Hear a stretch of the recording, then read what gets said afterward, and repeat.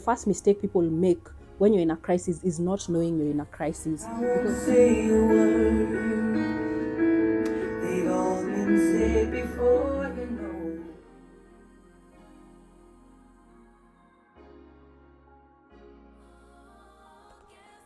Mic check 1 2 1 2. Mike's is on. Mike's is on. I have a cold, so please bear with me. When you throw a spanner in the works, you have to let people react. Now, let's jump straight into it. I am going to be doing 29 lessons in 29 years. On Instagram recently, I came and told you guys it's time for phase 2.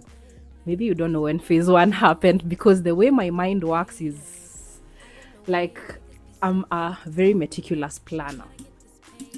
I've just wrapped filming a get ready with me video where I'm showing you guys my updated skincare routine, so that should be coming to a screen near you. Let's get straight into it. All emotions are valid, and particularly anger. That was my last video when I told you guys anger is a valid emotion. I stand 10 toes down on what I said. I said what I said. If it rubbed you the wrong way, well, you're gonna have to talk to Jesus about it, because there's nothing you're gonna do. So yes, anger is a valid emotion. All other emotions are valid emotions. So what I feel about this is that give your emotions space. Be inquisitive about your emotions. Ask yourself, where did that come from? You know, why am I triggered by this situation? Because in every situation, what you can control is your choices, your boundaries, your decisions. Yeah, that's the only thing you can control. Only yourself, only things that are relating to you. So the best thing is give your emotions some space, learn what you need to learn from those emotions, then get up and move. Because again, when your emotions start controlling you, that's when it becomes a bad thing. Emotions in themselves are not a bad thing. The things you do because you're emotional become the bad thing. Okay, what you need to do is just make decisions. You do not need to make a decision so that another person can see that, okay, wacha nifanye hivi ndio aone. You know, that's just reacting. You need to act rather than react. So if you give room to your emotions, when you're done feeling that emotion, you can also again come and decide, okay, that's it, no more sulking, it's time to move past this and get on to the next thing, right? That's the importance of giving room to your emotions. Yeah, and don't get me wrong, I didn't say now go and do things because anger is a valid emotion. What you do out of anger might not be valid. There's some things that you do out of anger, like you better yourself, you plan your next move. You know, when God prepares a table for you in front of your enemies, like I said, don't run. You learn what you need to learn in that table, even if sometimes it makes you angry. Learn whatever you need to learn from that table. When it's over, you get up and go. All right. I'll expound more on this on a different video. I just don't want to go into it right now, but it's coming. Yeah. Lesson number 2. Draw lessons from all situations. That just comes from lesson number 1. Emotions, people, situations, everything is a learning opportunity. Take all moments as a learning moment, so that you don't only learn from your own mistakes, you learn from other people's mistakes as well. Smart people learn from other people's mistakes, so that you don't have to repeat other people's mistakes. Yeah. Number 3, positioning is everything. The first step is always value where you're at. Now, Olivia Pope says it, and she says the first people make when you're in a crisis is not knowing you're in a crisis. Then you do not start taking the right measures. I, for example, have known I'm in a crisis since August. I knew I was in a crisis actually in July. Then in August, I started doing measures, you know, that will enable me to have a soft landing, because I knew I'm going to have to jump. And when it's curious to jump, that's when you jump. And the only thing you can do before the jumping time arrives is you prepare a soft landing. You owe yourself that much. You just don't jump from a cliff without preparations, you know. But that does not mean you don't jump again. You jump prepared. You jump with your eyes wide open. Remove your emotions out of it and just see it for exactly what it is. And most times you'll find the truth out of the situation. Once you've looked at it, you've valued, then you can make an assessment of, should I adjust positively? Should I take a step back? What do you do? The first step is understand the position that you're at. Yeah. And the best way to actually, even after you've done the evaluating, now when you're coming to do the analysis of your situation, of course, every step has to be followed by analysis and then corrective action. Yeah.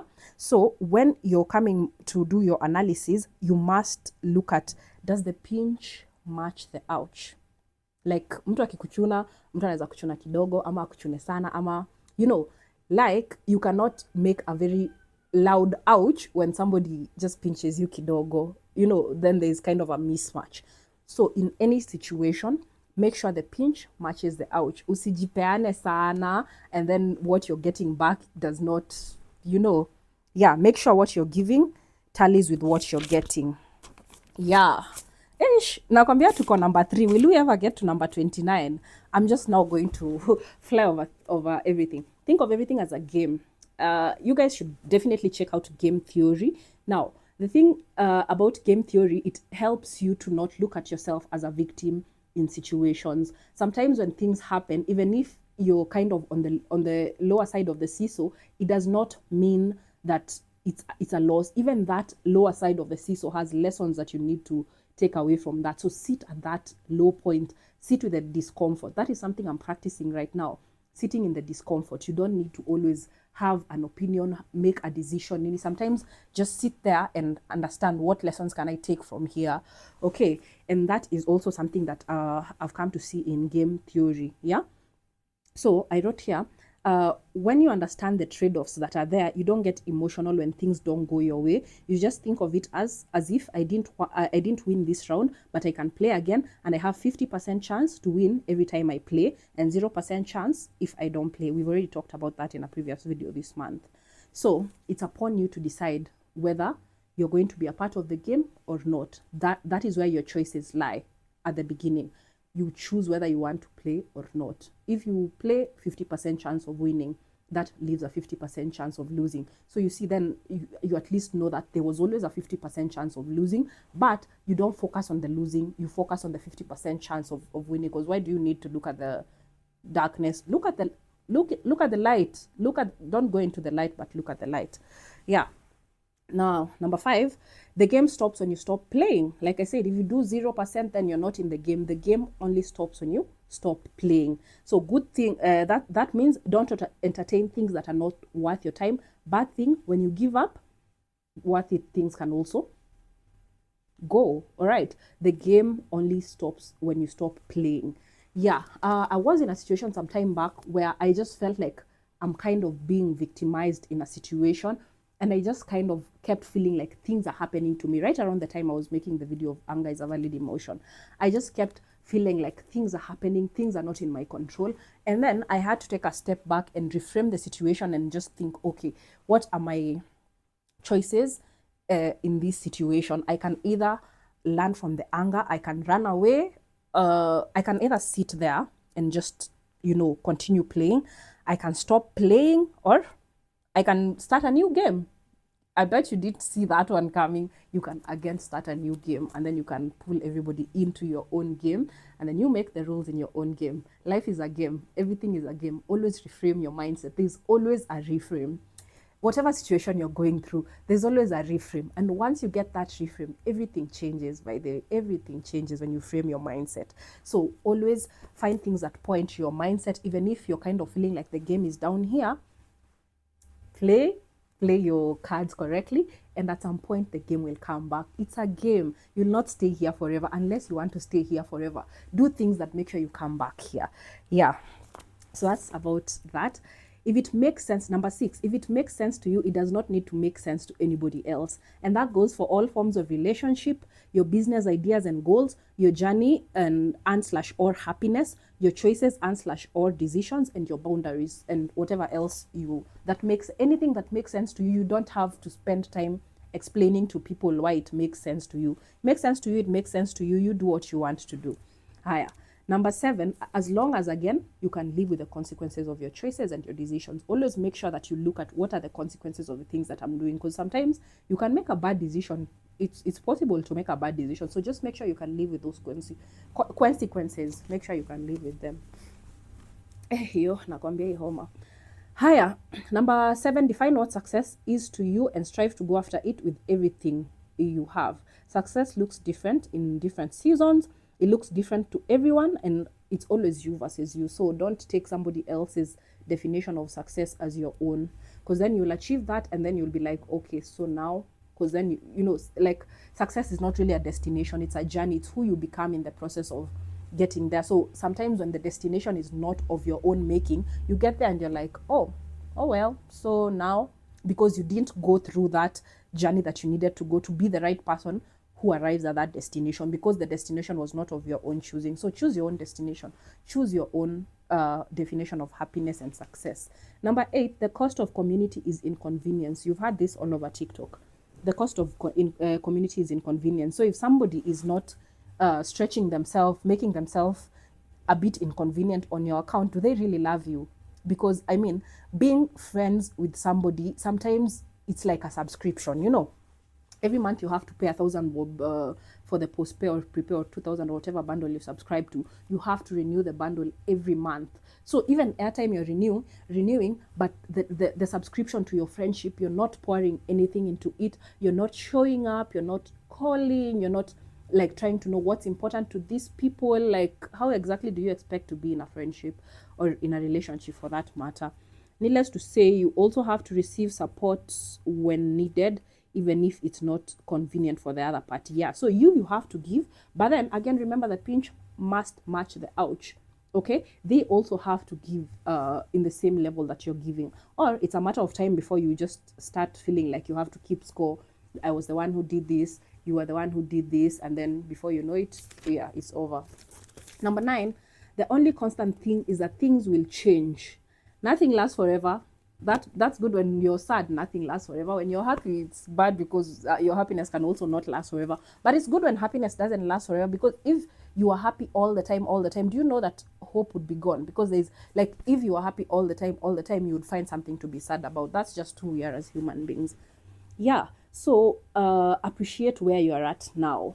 Okay, whether it's a bad place, whether it's an uncomfortable place, you need to appreciate that space, because every new level, again, remember, there's always going to be a new devil at every new level. So maybe the devil that you're experiencing at this level is not as bad as the one you experience at the next level. So just enjoy the problems you have right now, because the next problems will be different problems, and you have to be able to maneuver these problems so that God can even give you bigger problems. Like, where do I park all these 6 luxury cars? Where can I park these 6 luxury cars? Yeah, so just endure the problems that you have to endure right now, because they're leading you into the next era of yourself.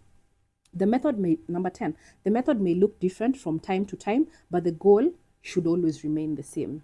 Yeah, like this to me, what it means is that you have to stay vigilant on your goals, but the method that you achieve your goals can sometimes look different. Okay, it can sometimes look different from what you thought it would look like. So be able to be flexible and to adjust, be able to compromise with some things, but not all of the things. Make sure you don't lose sight of what your goal was.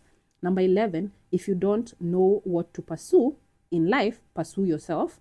In that pursuit, you'll stumble into it. This is something I had somebody else say, of course. Hizi vitu si ati nimelearn, hizi si ati nimetunga hizi vitu. These are things that I've learned in my 29 years of living. That's why I'm just saying them back to you, so that you know things that have really impacted my thought process and my mindset. Yeah, so if you don't know what to pursue yourself. Just go after yourself. Try to learn yourself. Who am I? And in the pursuit of yourself, you'll discover what you want to do. Like for myself, I realized tourism is it for me. This is it. This is where, like, my search of myself has led me. Yeah, this is the space that I work without feeling like I'm working. Okay, yeah. Number 11, that was. Number 12, you do not have to have all your answers figured out. Right? Make every choice consciously, but it's okay if some choices aren't what you expected or hoped for. That's where the decision comes in. Is that I never knew that I liked runny eggs. I just always used to fry my eggs very well. And then one day I was just like, how do I know I don't like runny eggs? I've never had runny eggs, so maybe I should just have runny eggs, and then I'll know if I don't. That video is here on YouTube. It's here on YouTube the first time I tried runny eggs. And then I realized, oh, they're not so bad. See, now after I've tried runny eggs, now I am informed that, okay, this is how runny eggs taste. So now I'm in a position to come and say, okay, I like or I don't like runny eggs. So that's also to say that if you've never experienced something, it's very hard for you to make a decision about it. And the thing is, sometimes your choices might be wrong. So release yourself of that I must be right, I cannot make mistakes. That's something that I used to do. I never used to allow myself to make mistakes, especially when it comes to dating and relationships. If I choose somebody that is wrong, now I feel like this is, I have to shine with my gorilla banner. I just have to now stay in this relationship because this is what I chose. But until like they do something that is a deal breaker. But right now I'm just like, if it doesn't make sense to me, it doesn't need to make sense to this guy as well. I don't like you, I withdraw my energy. Yeah, you do not have to have all the answers that, okay, now I've met this person, he must be the person that I marry. Nini, you create a home together, now you're having 6 children, it's week 2, you've just met. Just you don't have to have all the answers right there and then. Let the other person also show you who they are, and then from there you can also make the decision. I keep on staying so long at points, and I'm saying I'm not gonna stay. Okay, I'm just gonna have to do up to 14, and then I'm going to cut and then shoot the next one as a part 2. It's okay to change your mind about things. That's actually just what I was talking about. Like, a decision is an informed choice. You can decide to choose or not to choose something that you may have chosen or not chosen at a different time or season. Okay, it's okay to change your mind. Number 14, nobody is doing it right. This is not this is not only my favorite podcast. I'm like, what was I saying here? There's a podcast that I really love called Nobody is Doing It Right. And I discovered this girl on TikTok. And I was hearing her voice and I'm like, I know this voice. I know this voice. Because I listen to my podcasts on either Apple Music or on Spotify, so I never really get to see their faces. But nikisikia sauti niko like, I know this is the person who has told me exactly what I need to do. Who is it? Like, huh? So this is how you look like. Oh wow, I'm very, very impressed. Anyway, Nobody is Doing It Right is a podcast. I forget what her name is, because I also have Slay Girl Slay, which is also one of my favorites. Anyway, people decide which scenes work for them and decide to judge others for choosing the scenes that work for. Mom, I'm sorry. I like to have an alcoholic beverage from time to time. There's people who don't like, for example, my best friend doesn't take alcohol, and like for her, like for me, I don't mind dating somebody who drinks. For her, she wouldn't date somebody who drinks. You see, first of all, I like that because we have different type in guys, and second of all, like, just because for her, it's like she doesn't want to date somebody who drinks, I can't judge her for that, and I can't be like, okay, don't like, why are you not dating this guy because of this? Like, if it works for her, it works for her, and she can be exactly who she needs to be. In our friendship, we have room to allow each other to be exactly who we need to be without feeling like we have to control each other's lives. And I think that's very beautiful, because people end up choosing what scenes work for them, and then they'll not judge people who are like them, and then other people sin differently, and now you want to judge them for their sins. Why can't you just give people room to be themselves, and then you can decide, do you want to associate with that or not? I mean, it's very simple. People can just be who they are, and you can get to decide if that works for you. And if it doesn't work for you, you make a decision and you walk away. Like, it's very simple. Like, it's very, like, this is something that I really struggled with in my early 20s, because I was just like, now this is my friend, I have to stick beside them, or this is my man, I have to stick beside them. And then when relationships would end, I would be so devastated, like my life revolved around them, and it didn't like, literally, anyway, we thank the Lord for growth. So that is number 14. Should I do number 15? And then now we'll be left with the more 14 points for the next time. Decide who you are or who you want to be before the world or the society decides it for you. I think that's a sweet spot to end. Yeah, you have to decide who you are. My first Vlogtober video was choosing myself, and then my second video was, who am I really? Because this is me trying to reintroduce myself, trying to come back to you and tell you who I am, because I think for a long time I've defined myself by what I do, not who I am. I am more than what I do. I am more than my job. I am more than my career. Like, there's so much more diversity to who I am. And when I started this year, remember I said I'm going to be a multifaceted, I'm going to bring in the multifaceted aspect. So it's not going to be about work, and then a little of baby girling. I'm going to show you different aspects of myself. And I think I've showed you my journey in grad school, the good, the bad, the in-betweens, and all these things. And if you've been here that long, I think you started to know who I am. I'm pretty much an open book. I think I can be a bit of a mystery from time to time, but I like to think I'm an open book. Like, with me, what you see is what you get. Sometimes I don't know how to hide emotions on my face. Like, if you give me an ick, you give me an ick. Like, another thing that I struggle with, like, actually, that my best friend is the exact opposite, is she can tolerate people for a long time. Like, she might not like a guy, but she will play the long game. She'll take her time to teach you the lessons. Me, I don't give a fuck about you, bro. Like, I will stop talking to you immediately. You literally never hear from me. Like, make or two, like, I can't pretend. I can't pretend. If I don't like you, I don't like you. I can't pretend. I can't pretend to save my life. Yeah? Like, it's a wrap. Like, I will just withdraw completely. And I don't care if it hurts me or it doesn't hurt me. I will withdraw. Like, I I am my mother's daughter. My mother is an empath. She's a lover. And my father is very nonchalant. And I got the best of both worlds. So I can be both. It depends on you. That being said, I'm going to love you and leave you and see you on part 2. If you like this type of content, please like this video. Please leave a comment on which of the points resonated the most with you. And I'll definitely come and sit down and do part 2 if I don't do it immediately after this, because I'm really hungry right now. Bye guys, love you, mean it. This was so fun. What the hell? This was so fun. Let's definitely have a rain check. Let's do this again. I think when my voice gets better, no? Yeah, my voice right now is not really giving. Yeah, so guys, I'll see you on the next one tomorrow probably. Mwah. Love you, mean it.